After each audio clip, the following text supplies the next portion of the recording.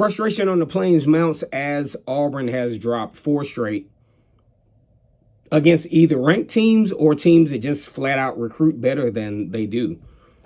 Auburn losing to Texas A&M, then losing to Georgia, then losing to LSU, and now losing to Ole Miss.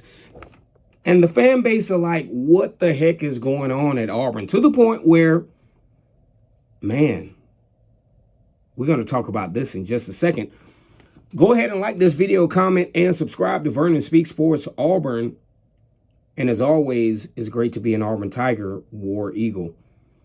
Auburn again with the 2 quarterback shuffle, with not being adequate on offense, being able to throw the ball down the football field, not really being able to run, not really being able to attack the edges, not being able to run tempo the way that they would like to do it. And it's starting to become frustrating because part of the premise behind tickets being sold out for home games is that, hey, we feel like there's a better offense that's going to come to Auburn because of Hugh Freeze. Hugh Freeze did a great due diligence in the offseason with one of the top transfer portal classes to make an attempt to supplement the dregs that he was left over after the Brian Harsin era.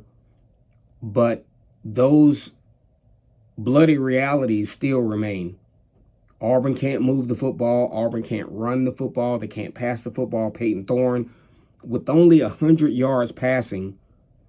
And even still, what makes it even more frustrating for the Auburn fan base is the fact that despite all of these outcomes, Auburn is only 7 points away,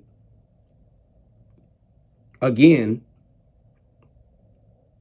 from beating a top 15 football team.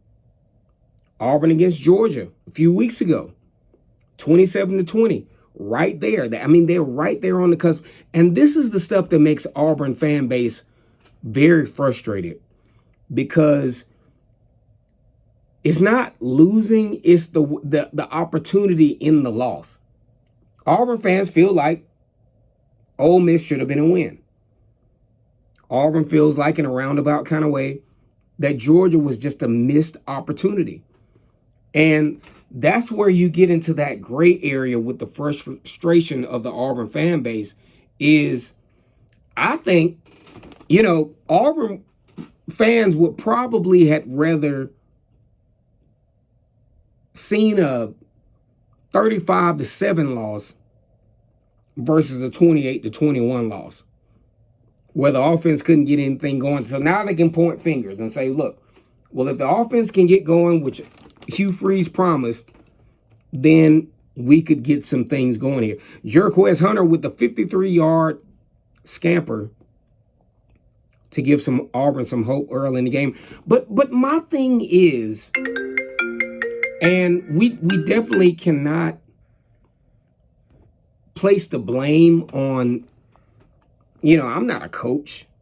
I'm an analyzer of the game, but I'm not a coach. I can't, say what Hugh Freeze is seeing and what Hugh Freeze is doing as to why he's doing what he does, because I don't get paid $5 million a year to figure this stuff out. And that's where the Auburn fan base gets really frustrated, is they just don't understand. I think there's a lack of understanding. And in many cases, when you try to analyze this thing, Auburn's offense, Hugh Freeze's offense, he wants to build this on a tempo-based type of situation. But, I mean, in an event to protect his defense, especially when you have high-powered offenses, Georgia not as much as they used to be, but LSU and Ole Miss definitely. I mean, you can't go out there and your defense makes a huge stop, and if you go tempo, and you go 3 and out on a tempo, your defense literally runs to the sideline, maybe get a little smidgen of coaching, and might be able to get a drink of water, but they're right back on the football field. So you got to keep the game manageable, considering that you don't have the talent base that you need to run the tempo, like LSU, for example. Now, don't get me wrong, LSU lost big time to Ole Miss in that shootout, but LSU was able to trade points. Auburn can't trade points with nobody. Auburn gets down more than 10 points at this point in Hugh Freeze's tenure. I mean, it could be really dangerous because the whole urgency changes, the whole play calling scenario changes, and now you're back to square one. What does Auburn have to do? Auburn has a nice stretch. Auburn does not have the next few games with Mississippi State,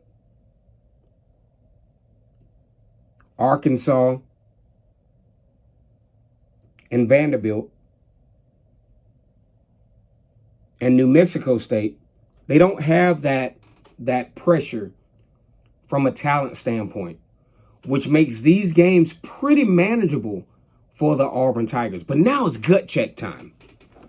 Can Auburn legitimately take advantage of the opportunity in front? You talk about a situation where they can right the ship at 3-4, go into the Alabama game literally 7-4. Can they do it? I think they can. I think they have to take advantage of the opportunity from a play calling standpoint.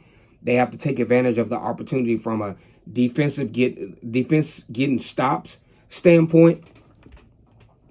I think you gotta open up. You gotta open it up, Hugh Freeze. You got to, because this is an opportunity to where I do understand that the top half of this schedule was pretty brutal, actually.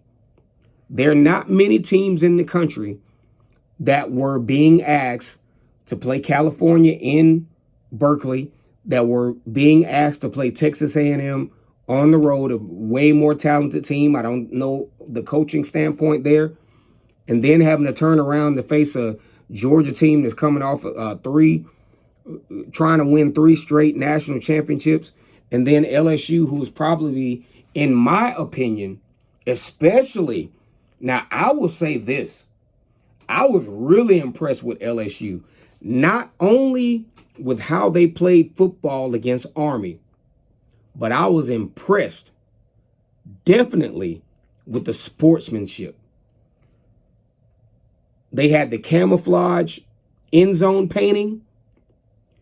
These guys, even though they were just mopping the floor with Army all over that field in Tiger Stadium, but they did not do, you know what?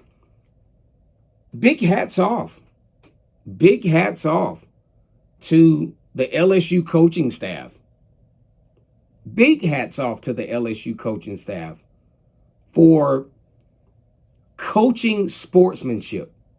They knew that that Army was superiorly not even close to being talented enough to be on the field with them.